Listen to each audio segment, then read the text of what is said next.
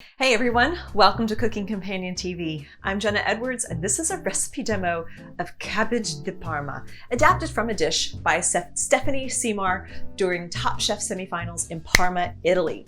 Give this video a thumbs up if you like it. I love this dish because there's not much technique involved here, but it is bursting with flavor and it's really pretty. So taking half a head of Napa cabbage, cut it into 2 or 3 sections, depending on how big it is and how much you want to serve yourself. 3 sections is ideal, I think. And remove that bottom stalk.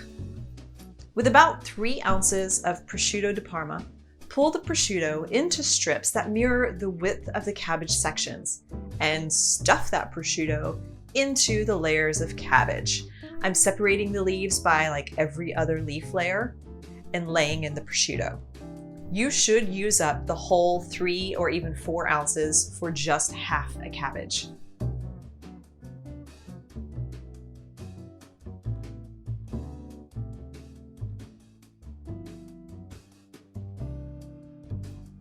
In the meantime, as you heat your oven to 400 degrees or 200 Celsius, you'll have a cast iron pan with a tablespoon of butter heating up in the oven.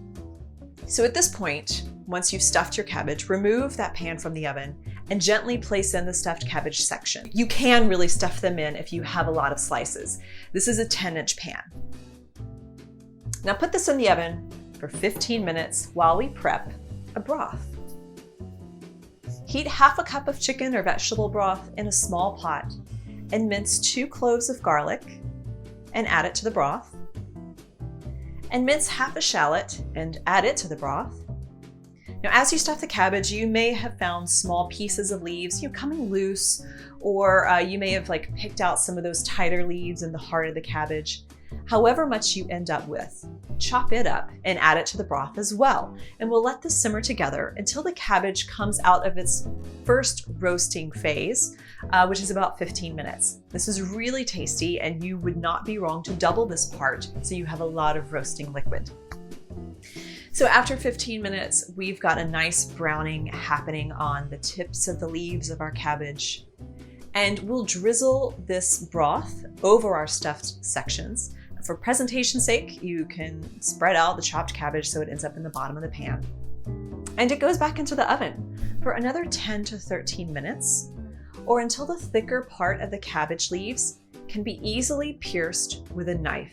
It really depends on how much bite you like your cabbage to have. At this point, you'll take another famous ingredient from Parma, Italy, Parmigiano Reggiano, and shred a generous amount to coat your prosciutto stuffed cabbage. You can let the heat melt the cheese like this, or even put it back in the oven for a few more minutes so you have a melted cheese crust. You could even try taking cheese chips and layering that into the cabbage as well. That would not be wrong. This is a glorious combination and I am tickled with Chef Stephanie's creation. She has an Instagram account called My Shitty Little Kitchen, where she demos a version of this with a bechamel sauce. This is my version without, any sort of heavy cream.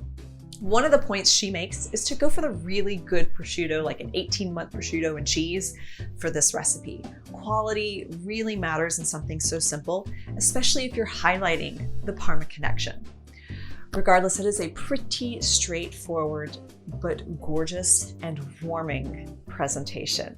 That leftover broth that the cabbage roasted in is super flavorful, and you should definitely poach an egg in it or at least sop it up with some fresh bread.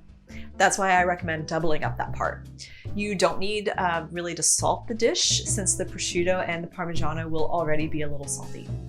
There's a lot of strong flavors going on here and it really works with the cabbage. So that's it for this demo of Cabbage di Parma. Get the ingredient list below or at cookingcompaniontv.com/Parma Cabbage. Give this video a thumbs up if you like it and subscribe to this channel for more demos just like this. I'm Jenna Edwards and thanks for watching.